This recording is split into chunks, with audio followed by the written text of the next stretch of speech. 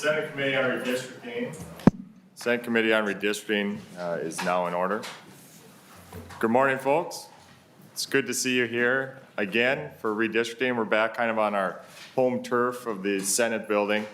So we have the opportunity here to get to know a little bit more another area of the St. Paul area here and get some comments and testimony on that. Before we begin, I'd like the senators again to introduce themselves for not only the audience online, which I'm sure it's massive and probably a top seller right now, but also for those in the audience here today. So, Senator Bach, would you please start from your end? Tom Bach, I represent Senate District 3, which is a large piece of northeastern Minnesota, a little bit of Duluth, all of the North Shore of Lake Superior, and then across the Canadian border to west of International Falls. So if you think of a map of the state, that point is really my district. Been in the legislature since the 1994 election, so this is not my first redistricting go-around. Thank you. Senator Jonzinski from Faribault, which is District 24, straight south on 35, about 50 minutes. I'm in my fifth year, legislature. This is my first year on the redistricting committee, and glad to be here and listen to the input from the metro area on redistricting. Thank you, John. Senator?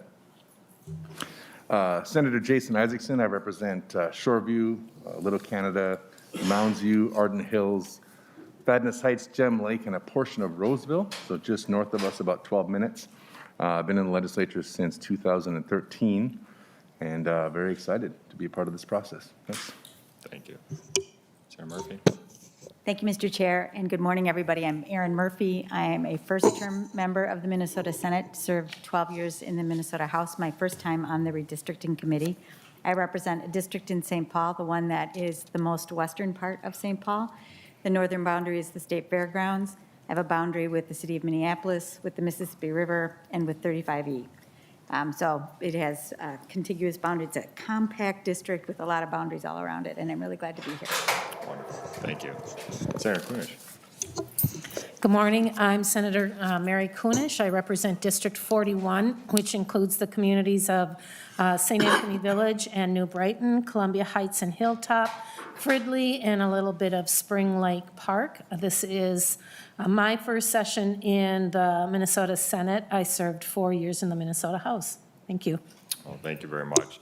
I'm Senator Mark Johnson.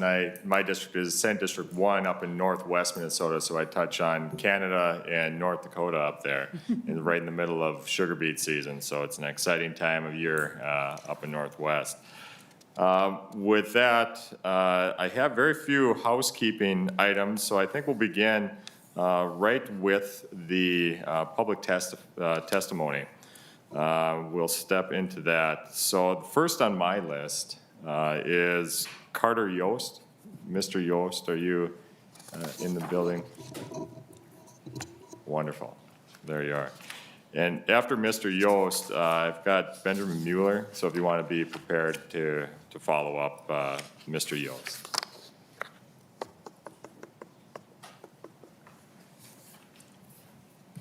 Here. That'd be great. Okay, cool.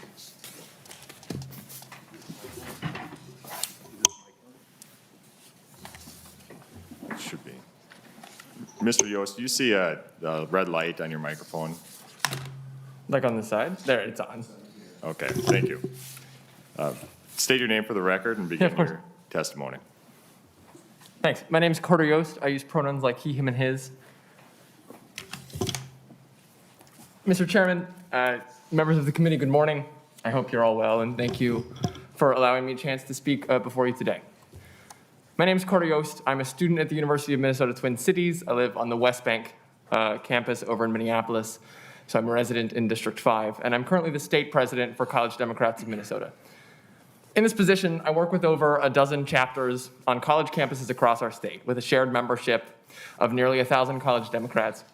And I'm here today to represent our perspective and to speak as and on behalf of students in Minnesota who believe in the need for fair and equitable redistricting. There are over 100 colleges in our state, with over 400,000 students enrolled in our post-secondary institutions alone. As the process of redistricting continues, I urge this committee to place an intentional focus on preserving and protecting the needs and interests for fair representation of students and young people. As the lines get drawn and the maps get made, we must ensure that college campuses and the communities which house them are kept complete within single districts as much as possible. We cannot afford to split these communities or dilute their representation by cutting campuses in half between state legislative lines. The current maps in Minnesota, particularly in districts 4 and 5, all things considered, do a fairly good job of achieving this goal, and I hope this committee maintains that trend for this next redistricting cycle. Especially given the rapid population growth in the Minneapolis metro, it is critical that any given college campus stays within a single district, looking beyond the scope of just the Twin Cities. I would also urge this committee to ensure communities in towns like Northfield, Duluth, Rochester, and more are given fair state legislative districts which don't diminish the representational power students deserve. Prioritizing the representation of students is, of course, good for students, and I will admit I am a bit biased on that. But it's important to remember that what I'm sure you all believe as elected officials in this state is that what's good for students and what's good for young people is ultimately what is good for all of us. Minnesota is home to some of the strongest voter turnout rates in the country. Last election, our state ranked first in youth turnout, first in the nation. That was us. And a major cause of that remarkable result, from my perspective as College Democrats state chair, and just even my perspective as someone who voted in 2020, and as a young voter, is the effect of a belief that, at least to some extent, that the electoral system is worth engaging with and caring about and participating in. And that's fantastic. That's a good result. But I will tell you this, as both a fact and a warning. If this redistricting process leads to split college communities or brazenly partisan gerrymandering, the scope of apathy we see from young people will increase dramatically, and that is bad for all of us. It is bad for everybody if young people decide that this whole thing just isn't worth it. And the fastest track to a Minnesota where young people give up and don't care and don't vote is a Minnesota where young people are made to feel like their vote doesn't count and their voice doesn't matter. The decisions this committee makes and the final result of this redistricting process, wherever that comes from, will shape the next decade of our political system. By the time we begin this process again, a third of my entire life will have been lived under the results of this redistricting process and the decisions you make today. Mr. Chairman, members of this committee, what we have here is an obligation to recognize students as a community of interest and an opportunity to demonstrate to ourselves and to the nation that even with a split partisan legislature, we're still able to roll up our sleeves, work together, and fight for fair and equitable redistricting in Minnesota. This is our chance to invest in and support the young people who live, work, learn, and vote here. I urge you to consider the voices of students in this state and throughout the districts of Minnesota. And I look forward to a final map that recognizes the value in preserving the political power of young people and students. Thank you so much. I appreciate your time. Thank you, Mr. Yost. Yeah. Any questions for the testifier? I have one question, and did you have a question? If you did, that's fine. Okay. I have one question. So Yeah. colleges are a pretty unique community of interest as well, too. You know, I think we can all see the kind of a transient community to some degree. Yeah. Could you talk a little bit about how that relates then to fair lines? Because, you know, for a community, let's say it's St. Cloud or Mankato, you have a group of students that come in for a temporary time and then leave. Could you just talk about that dynamic a little bit and how you see, you know, fairness for both the community and for the students themselves in making those districts? Yeah, that we that's a need great to see? question. I gave testimony to the House Redistricting Committee as well, and I was asked a similar question. And the point we touched on that I think that the committee ultimately agreed with is that there's two ends of this. One is, if we are concerned about young people both being here for college but also wanting to stay here afterwards, they need to feel like the system and the community that they're a part in is worth staying and then living in and participating with. And so by ensuring that fair lines encompass those communities directly, or that we aren't splitting lines across like two residential areas of community housing neighborhoods, people are much more likely to feel like their voice is valued and that their participation in the community is relevant and worth staying with, you know, as we think about like brain drain, especially in non-metro areas in Minnesota. College campuses are the sort of keystone area where we can think about how to make sure students are interacting and catalyzing the systems that make them want to stay in the state. And so that's why I think part of why it is so important that we're thinking about fair lines within those communities specifically. I think the other aspect of that is you can live in an area where you don't vote and you are still impacted by the people who make the decisions there. It's true for college students who just aren't yet 18 or are undocumented and can't vote for whatever reason. And it's also true for people who, like 50% of the students who seem to go to college here that are from Wisconsin. So I also think it's important in that sense. There are also a large swath of young voters in places you mentioned earlier, and particularly in the Twin Cities area, who are changing their voter registration this election cycle, which obviously doesn't immediately relate to redistricting. But it is true that folks oftentimes will switch their registration, as I did last year, to vote in the college campus where they live. I think that thinking of college students as a transient community is of course valid, but I also think thinking of college students as a constituency is really important, regardless for the amount of time that they live, work, and vote here, would sort of be my take on that. But I think that ultimately we can preserve those communities in fair lines just by ensuring that the process is fair and just and equitable without accidentally sort of like over-representing or negatively impacting a different group. Thank you, Mr. Yost. Appreciate that. Yeah. Any further questions? Senator Murphy. Thanks, Mr. Chair, and I think your question and the response raised an interesting issue for me, and that is about the fact that we have students on college campuses across the country, or across the state, who don't necessarily live there permanently or are not from that community. So there are people from the metro area who are going to school in Duluth and Crookston and in Morris, at the University of Minnesota Morris, and that I think, you know, sort of enriches the discussion that we're having right now about not just the campuses, but the communities in which they're contained. And yes, students come and go from our college campuses, so you mentioned the word transient in your response, but they're also a part of that community while they're there. And so when we think about this exercise for us and making sure that the signal that we're sending to communities is you're valued, is an important signal to be sending. And it isn't just about where those physical plants are, but who makes them up, because college campuses are as diverse as the state is, and they bring a measure of diversity to communities because people are coming from all over the place. So I just want to thank you for raising the question, or for you, Mr. Chair, for raising the question, and then for you for that answer and helping me think a little bit more about that diversity of college campuses, how important it is for communities, regardless of where people have come from, where they're living, and how important that representation is, and that the signal that we're sending is it matters. I appreciate that. Senator Jonzinski. Thank you, Mr. Chair.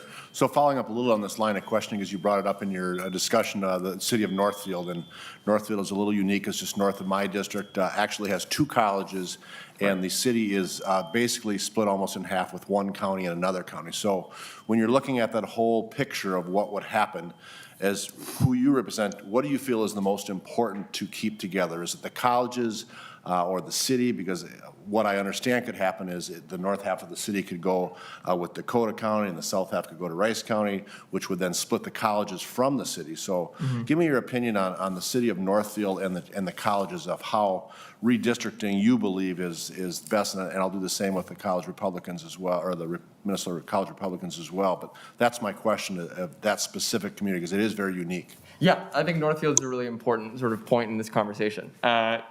I had the opportunity last week to drive down there, and I spoke with the leadership groups, both from St. Olaf and Carleton, which are the two schools that are in the area. There are, I think, a few different ways to approach it, all of which can ultimately be argued to be fairly ethical and equitable. I think on instinct, and I don't want to speak as, purporting that don't live there and I don't go to school there, and ultimately I don't think that I should make the decision on what they think is best. I do think that the two best ways that you could approach it, which I appreciate that you outlined, one is you keep each college complete. And so you ensure that all the students who go to Carleton, as they interact with the people in their school, in their most immediate community and their residencies, are making sure that they're all voting in the same place. So that the conversations that oftentimes happen in college communities, which is about like, oh, are you voting? Are you registered to vote? All of the energy and activism and organizing that happens on that campus can stay cohesive and coherent and complete within that space. And I think the other way to take it is trying to find a way to keep Carleton and St. Olaf in the same district. I think that ultimately the way that the map would work out there gets a little whack. I also think that, college communities are a community of interest, and also ultimately not the only community of interest. There are, of course, students of color and marginalized students, and students who are members of other communities of designated interest that I think is important to preserve.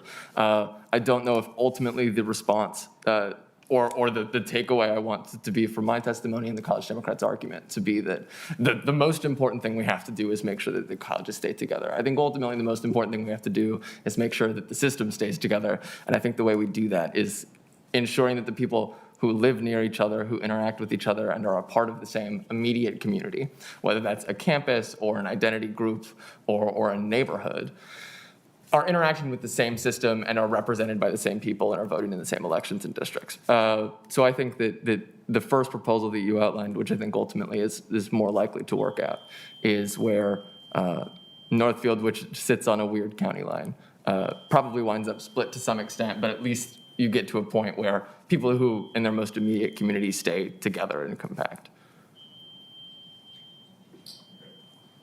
Senator Kunish?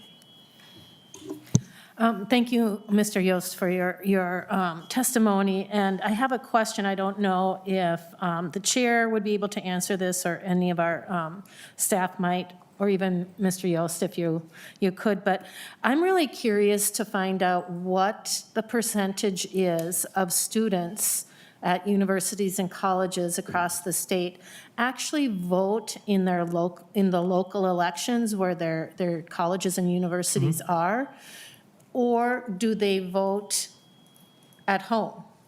So I don't know, and I don't know if anybody really knows this, because they have that option of voting in their home residence where they grew up, or at their college residence. And do we have any information on what percent of these students are voting, locally or back at their home site?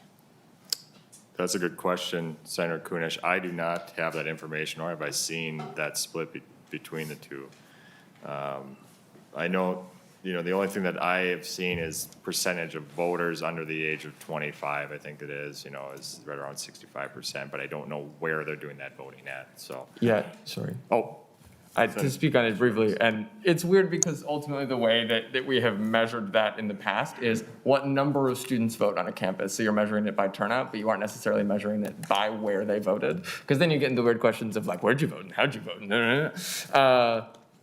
I will say, just specifically in Minneapolis and St. Paul, both of which have municipal elections, which again, as I noted, doesn't technically relate immediately to redistricting.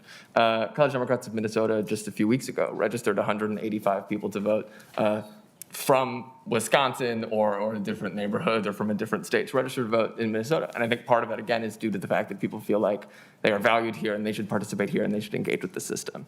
I also think ultimately, it's a question of, because it's a transient community, the answer to that question changes really consistently, because the makeup of who is college students and where they are from just changes every year because people graduate and rotate.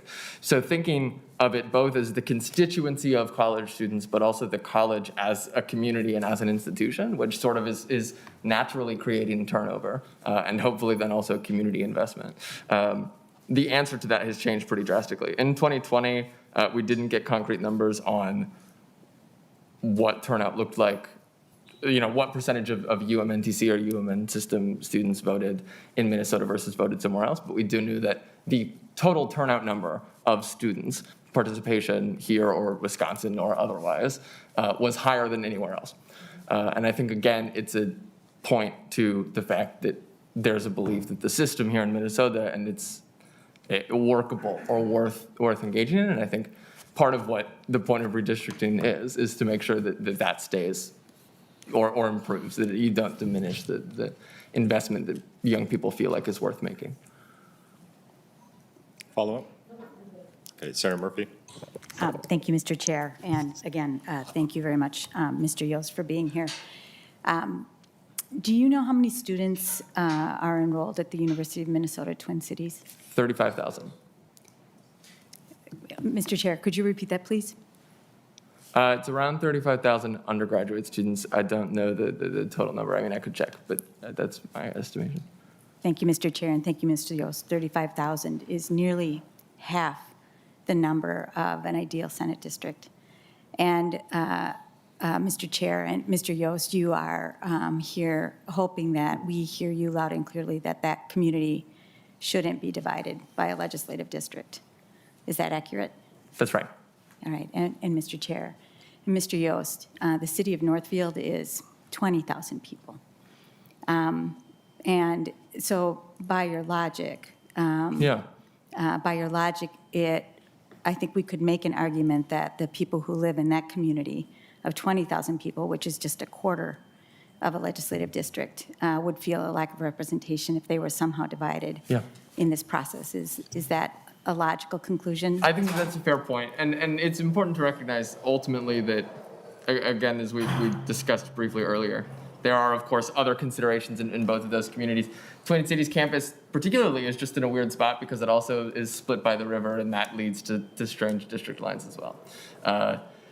Carrie Dietzick has some thoughts, about Senator Dietzick about the way that the system is structured right now. I think it is true also in Northfield that it is entirely possible to keep the community complete because, again, as we talked about with how you're talking to your friends, you're talking to your community members about how are you voting, are you registered to vote, how are you participating, who's your representative, who are we coming to bring to this town hall. Representative Lippert was just at St. Olaf for a community canvas. And I think it gets weird if you have students from Carleton and St. Olaf who last week coordinated together to organize that event. All of a sudden realize, oh, sorry, half of us are actually represented by somebody else. I think it's entirely true that every given student has different needs and every college community has different needs, but also college communities tend to have similar needs to one another, especially when they live nearby.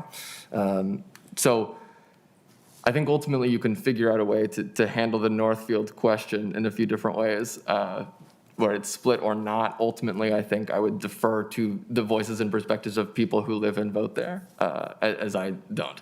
But I have heard from groups of communities in Northfield that in an ideal world, they're able to participate together. Because I think one of the cool things that happens in that community particularly is that you get this cool sort of public overlap of two separate private universities. And I think that you can make it work one way or the other, but ultimately it's a question of how do you make sure the students and the communities and the people who live, work, learn, and vote there feel represented. And I would sort of defer to their value and opinion on that.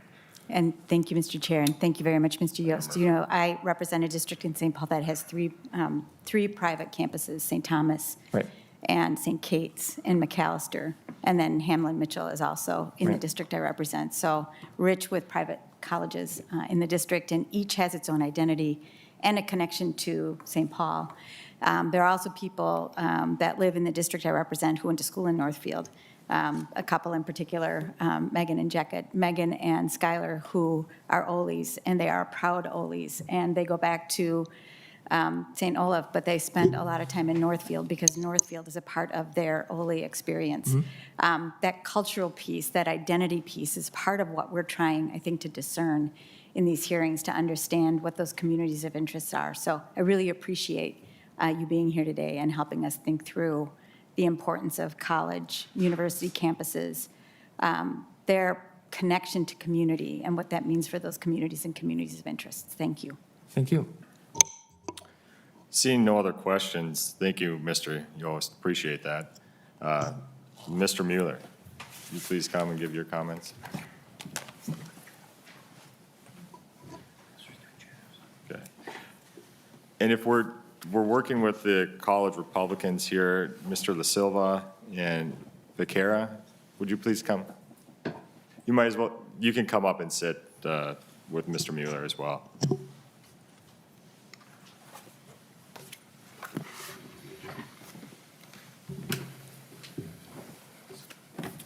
Thank you. Please state your name for the record and begin your Benjamin comments. Mueller. Thank you very much. You can begin your comments. Mr. Chairman, members of the committee, thank you for having me today. As I stated before, for the record, my name is Benjamin Mueller. I am a law student, the president of the Minnesota College Republicans Law Coalition, and a proud Minnesotan. I reside in Mounds View, Minnesota, which is located in Ramsey County.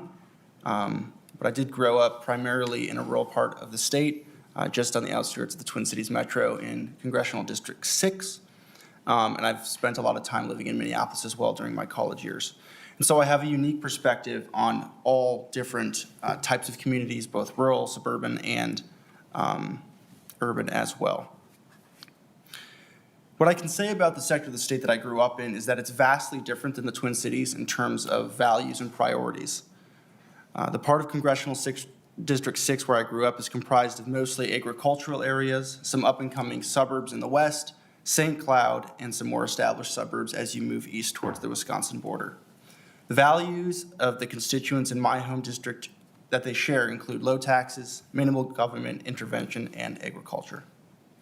Twin Cities tend to dominate the political landscape of Minnesota. This is often to the detriment of greater Minnesota. It is important for Minnesotans to have their voices heard on the federal level, but even more so on the state level of politics. We've heard a lot of comments today about communities, about values, and things like that, and I think it's really important that we continue to pursue that in the redistricting proposals, is to look at cities and things less as a political tool to gain power, but more as values. And so when we talk about rural versus urban, what are the values that these specific communities share, and how can we best represent those specific groups? And this kind of leads me to one of the primary things that constituents of rural areas that I've interacted with value, and that's an implicit desire for federalism. And the whole purpose of federalism is to create a system where people with similar economic interests, similar values, and similar geography have their voices heard at various levels of government. Federalism is, in fact, the reason behind having districts in the first place. And so representatives on the state and federal level are meant to represent diverse interests that may exist within a state. Attempting to draw districts that include both rural and urban or rural and suburban locations can cause problems, and it doesn't further the goal of federalism. Obviously, there are going to be times when rural and urban districts collide. Congressional District 6 is a perfect example of this. It's a mostly rural district. There are a few suburbs. Some of the suburbs are starting to expand into that district, but there's also St. Cloud, which is an urban area, and that really can't be avoided because of its location in the state. And so I understand that there are situations where you can't keep these particular diverse communities apart and represented in their respective areas, but for the most part, we should strive to create areas where urban values are represented by particular representatives and rural values are represented by particular representatives, so that everyone has a voice in the legislature. If we pursue a plan in which districts include large urban centers coupled with suburban and rural locales, the values and interests of the latter two are diluted. Creating districts that dilute the voices of voters through gerrymandering is dangerous and runs afoul of the purpose of representation. The fact of the matter is that that urban communities are not representative of rural communities and vice versa. People do not tend to vote on issues that do not pertain to them. When an urban and suburban district are merged, necessarily there will be conflict among values. And like I said, this can't always be avoided, but it should be when possible. The conflict increases when rural areas are thrown into the mix. Just as rural constituents cannot be expected to understand the issues facing urban communities are not qualified to speak on issues like agriculture. It's precisely why representation exists and why it should be tailored to represent groups that are similar in location, values, and industry. The importance of keeping rural districts especially separate from urban and suburban districts cannot be stressed enough. Any attempts to dilute the votes of rural voters should be opposed by the redistricting panel. Both parties in their bills on redistricting mentioned the fact that redistricting should be a nonpartisan process, and I agree with this. I think the best way to keep redistricting nonpartisan is to focus on the values that different communities have and make sure that rural communities are represented by rural people from rural areas and that urban districts are represented by people from urban areas, because their values don't necessarily mix. Generally, people from rural areas want to be left alone, and people from urban areas want to extend their values onto people in the suburbs and in rural areas as well. And so by keeping those apart, we not only continue to keep federalism as a principle in our governance, but we also make sure that everyone has a voice within both the state legislature, but also Congress as well. Thank you. Thank you, Mr. Mueller. Questions? Senator Isaacson. Thank you. Well, it's always a pleasure to have a constituent in our midst, and so I appreciate you being here. I'd just like to see if you could give me an example of metro domination of politics to the detriment of the rural areas.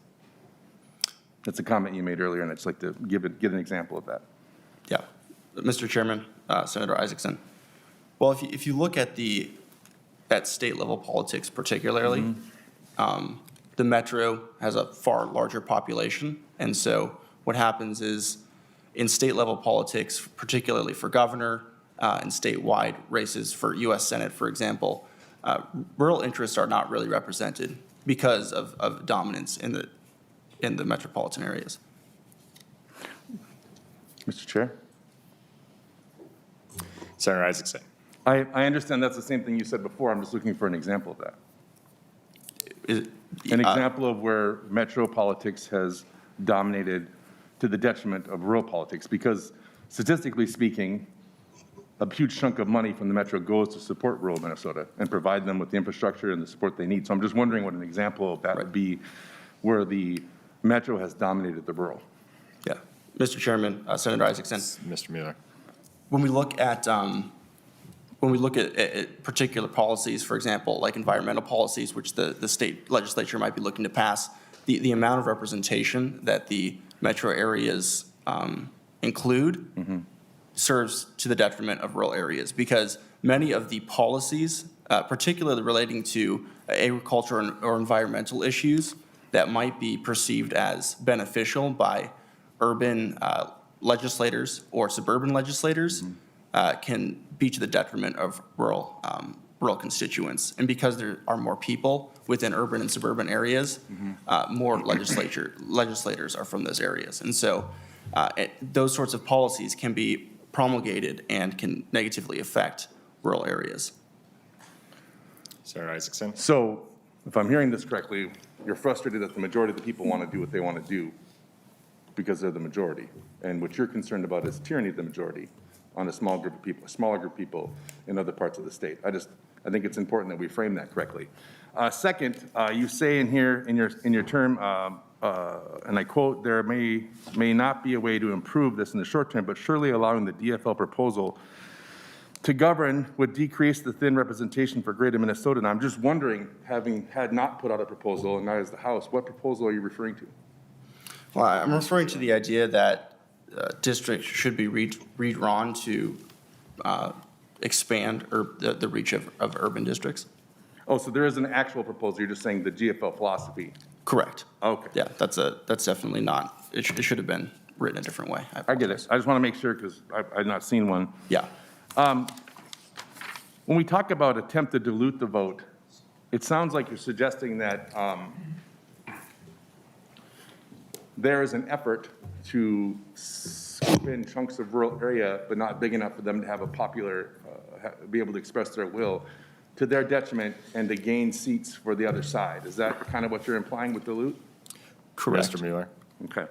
Do you have any Hey. evidence of that anywhere? Senator Isaacson. Thank you. Sorry, I'm getting ahead of myself. Mr. Chair. Senator Isaacson. Thank you. Do you have any evidence of that? Mr. Mueller. Well, if we, evidence of Of your claim that we're Senator diluting, Isaacson. Mr. Chair, that we're diluting, that there's a dilution of rural vote to the extent intentionally by the urban or suburban core. well, Mr. if Mueller. Mr. Chair. You're if- right, I got to get better at that. If the philosophy of the DFL is to expand urban districts, particularly into suburban areas because they're closer, but also into rural areas, then the natural extension of that would be that rural votes would be diluted. So, Mr. Senator Chair, Isaacson. just so we're clear for the record, I, as a DFLer who's been involved in this process and in contact with lots of other DFLers, have not heard this philosophy you're talking about, so I'm not sure I understand. It looks a little bit like a red herring argument. But what I would say is the math might support what he's concerned about, right? The math of where the people are and where the growth is occurring, right? And so when you look at the map, the math is pretty clear. And math is hard to argue with because it's pretty absolute, right? The math shows that's where the people are. And you have to draw districts where the people are. So we don't get to decide as a committee to just draw districts however we want. I mean, I guess you could. I mean, if there was and I don't think anybody in this district, in this panel has any desire to do that. But the math is pretty clear about where these districts are going to be drawn. And if you're concerned about that there might be some districts missing now from greater Minnesota after the map because of the lack of people versus where the people are, well, the maps will just reflect the population, right? I do agree with you, and I totally think that we should have a nonpartisan group doing this, that we should not be in charge of our own maps. I don't think that's a good idea, and that we do agree. But I want to be clear that any perception of one group out there trying to take advantage of another group just isn't real, much like, you know, climate change and the 2020 election. I mean, those are real things that happen, right? So the claim of that isn't real. And so I hope that we're clear about, you know, trying to make sure that we stay focused on what our agenda is and not getting into kind of the spurious claims about what our agenda is. Thank you. Thank you, Senator Isaacson. And you were saying maps, right? Not math, or were you saying math and not maps?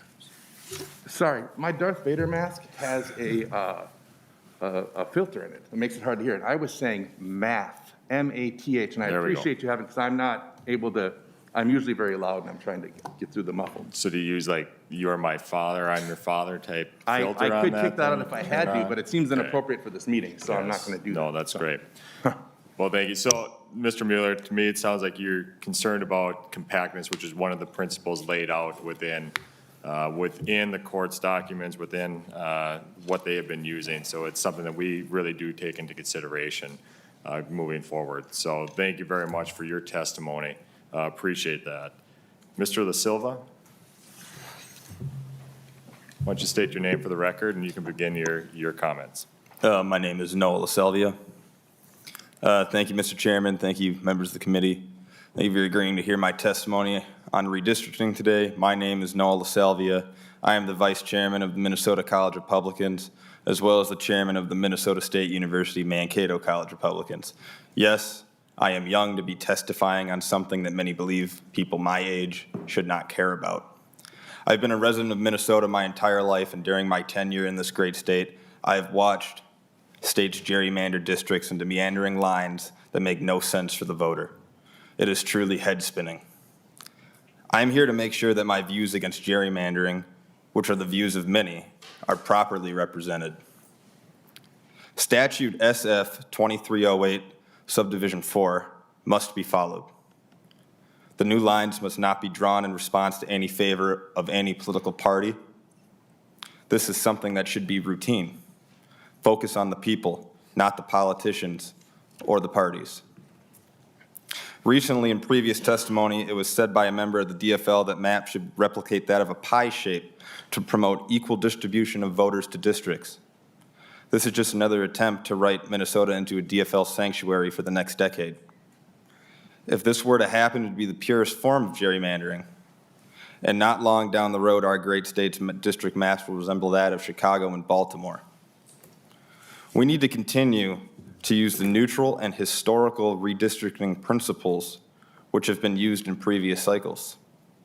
By using these continued principles, you can make sure that we don't turn into a gerrymandered utopia that only helps to represent one party while leaving a massive amount of Minnesotans unrepresented without their voices being truly heard.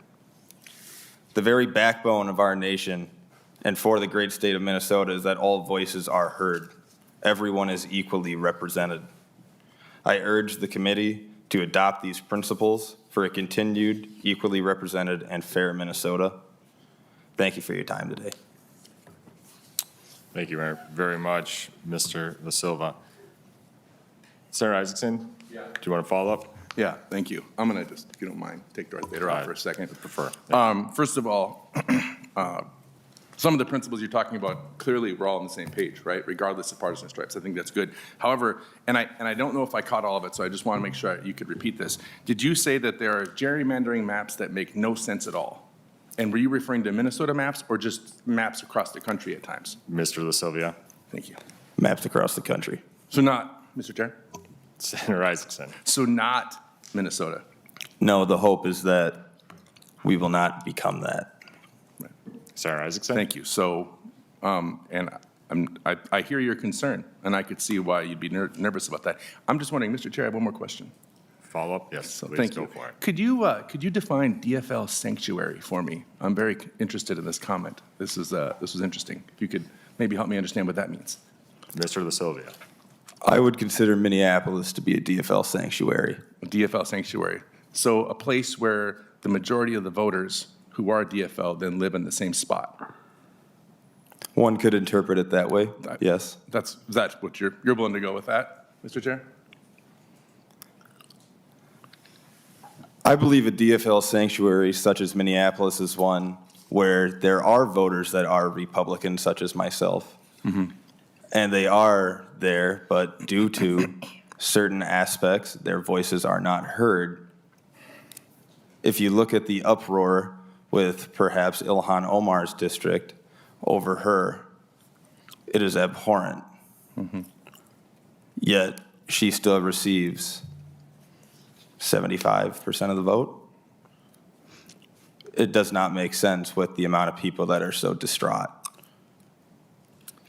Senator Isaacson? Mr. Chair, I think we got to clarify what certain aspects are that cause you not to be heard. I think it's just resoundingly losing elections is probably what's probably feels like it's not being heard, which I understand in that district it's tough for Republicans, like it's tough for a Democrat in many rural Minnesota areas. So I understand that. I appreciate that clarification. That was helpful. Thank you. Senator Murphy? Thank you, Mr. Chair, and thank you, all of you, for being here and bringing your perspective. I have served in public office now for a number of years and often think about the issue of my work representing the interests of people in the district that I represent. And like Senator Bach, have spent a lot of time all over the state of Minnesota. I have lived in an urban place, in a suburban place in New Hope when I was in grade school. I was born on a farm, lived in a small town. I have had that experience as you described in your early testimony. I think one of the challenges for us as people elected to represent the interests of people is that we remain open to the various perspectives. You know, I represent a district in St. Paul. There's certainly people who don't vote for me.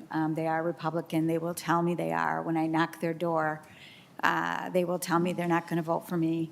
But it is important for me to remain open and open-minded and in conversation. There are times when I have gotten emails from people who say, I'm disappointed that I don't have a representative voice at the Capitol.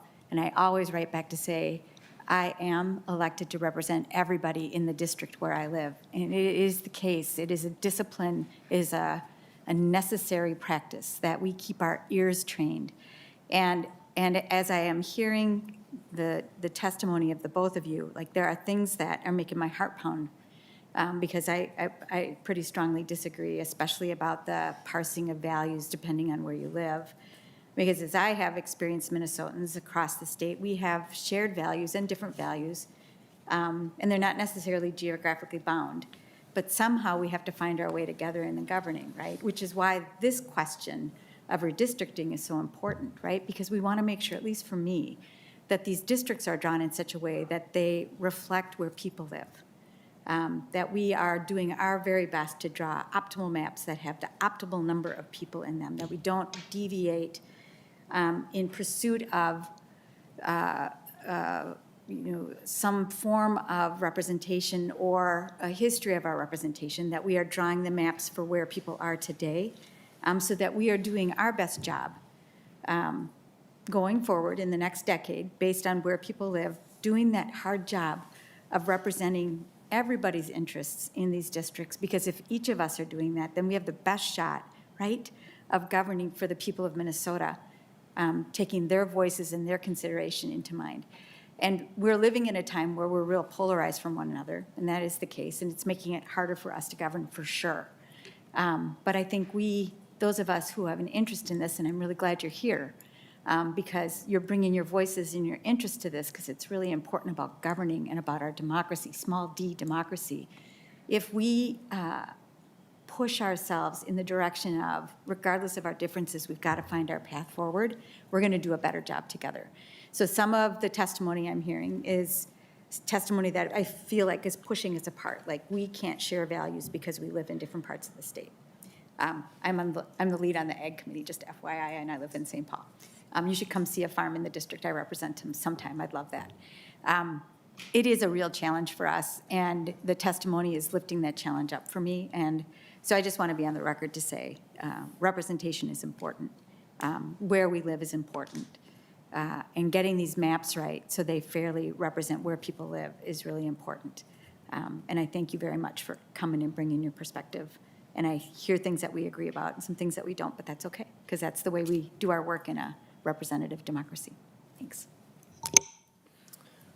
Thank you, Senator Murphy. Seeing no other questions, we'll move on to Mr. Vacare.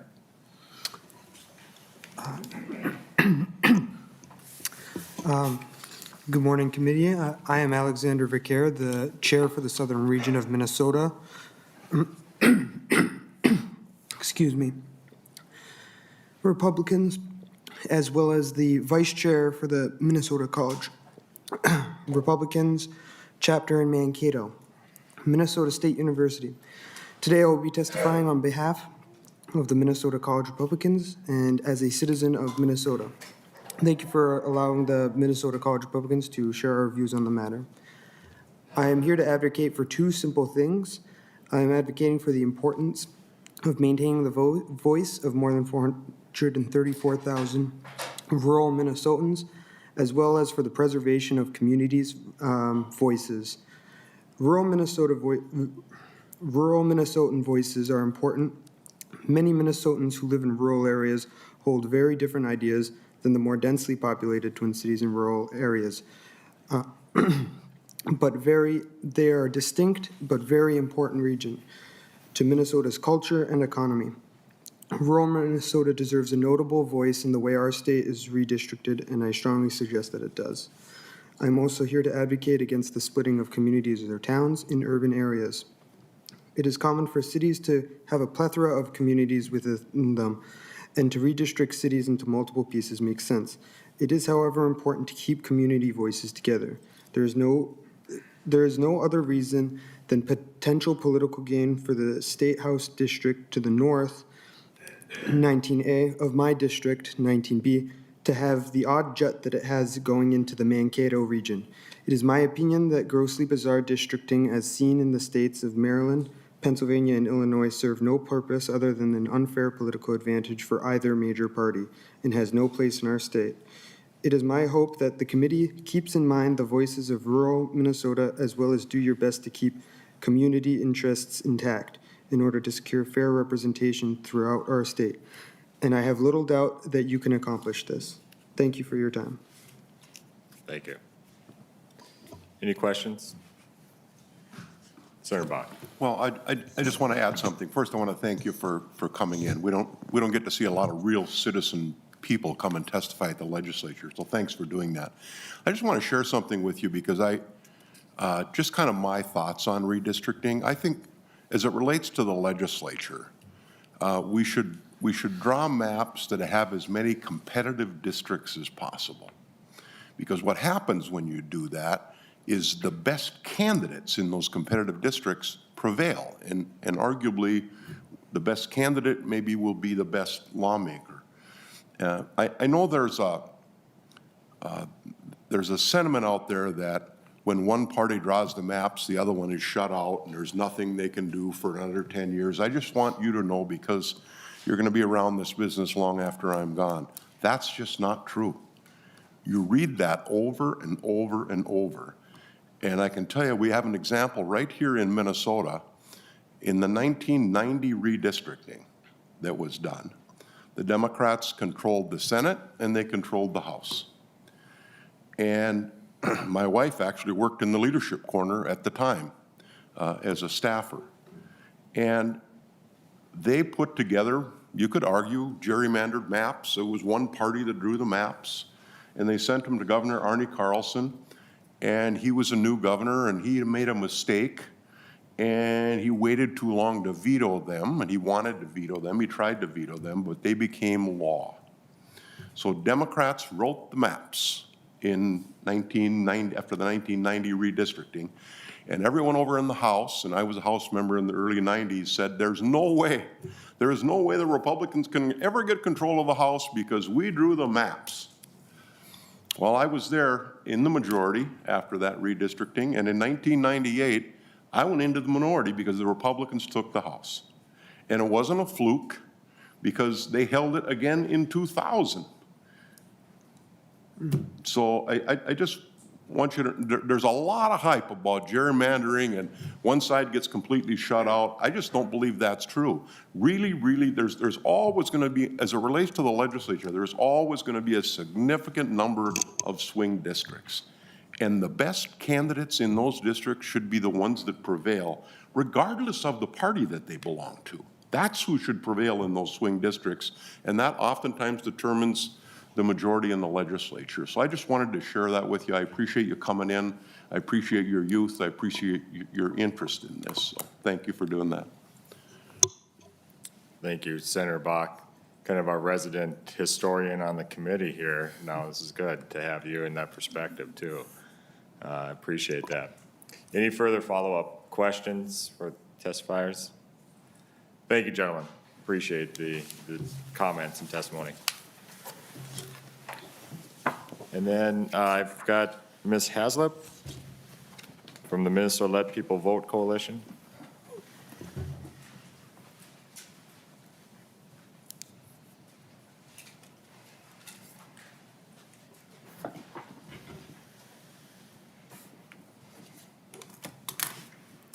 When you're ready, just state your name for the record and you can begin your comments.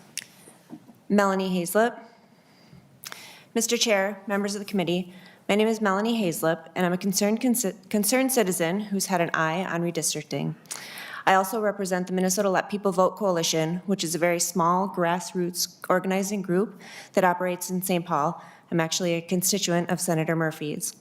And we've worked on civic engagement issues for the last 5 years. I ask that you continue to put the communities of interest first in this process. We know that communities of interest are what keep Minnesota engaged and what gives us strength. They should be widely defined as geography, and subdivisions of government don't vote, but the Minnesotans who live within the districts do.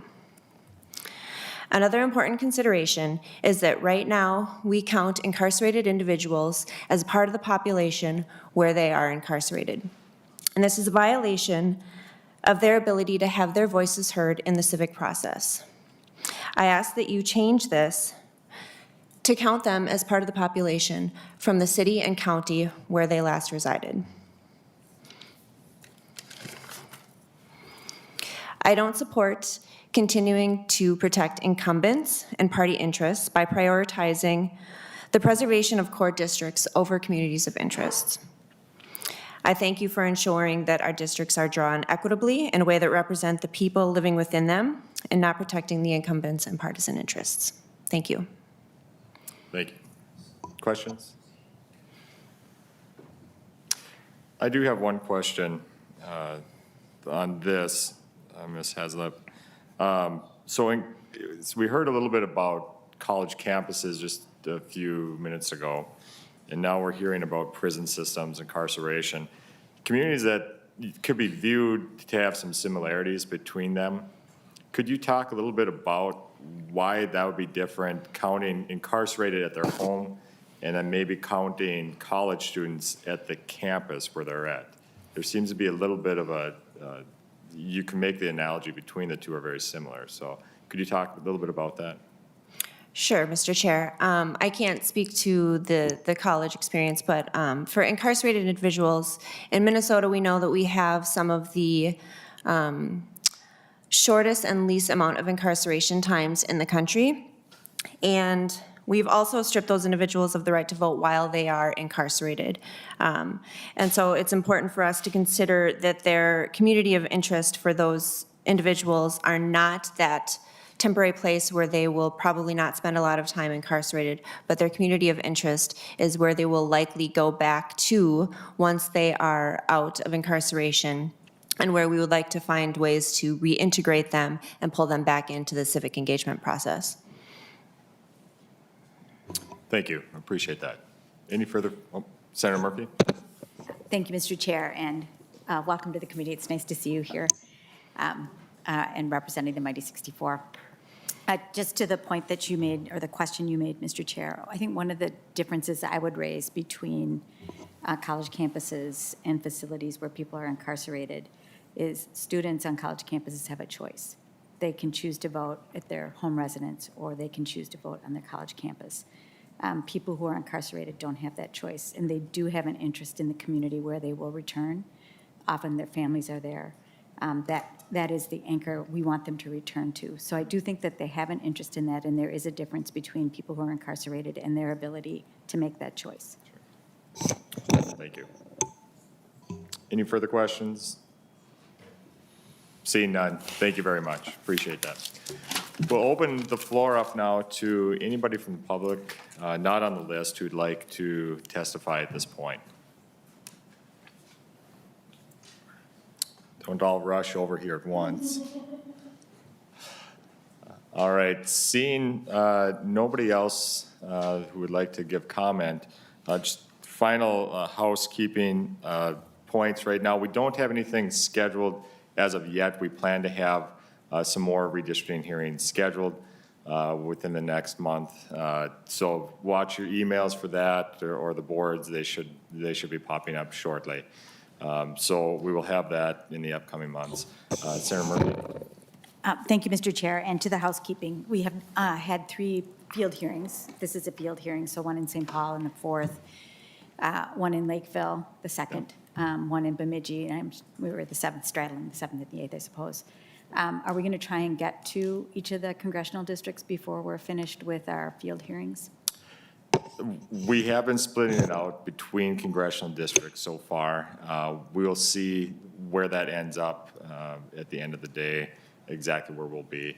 Want to be keeping an eye on where some of the biggest changes have been as well, because I know that'll be something that we'll have to be monitoring. That's where some of the biggest changes are going to be within those maps too. We've got some districts that have really grown and relatively really strong. So keep in mind, those areas as well. So we don't have that set as the exact plan to hit the congressional districts, but we want to make sure we're in areas that have had significant changes as well. And follow up, Mr. Chair? Absolutely. Thank you, Mr. Chair. I agree with you. And when I think about where people have moved, we have seen a lot of change in the 3rd, in the 6th congressional district, a lot of growth in Dakota County and Washington County, so some of the 2nd congressional district as well. So I'm hoping that we hit the road again a little bit more. Thank you, Senator Murphy. Appreciate that. Any further follow-up? All right, with that, the meeting is adjourned.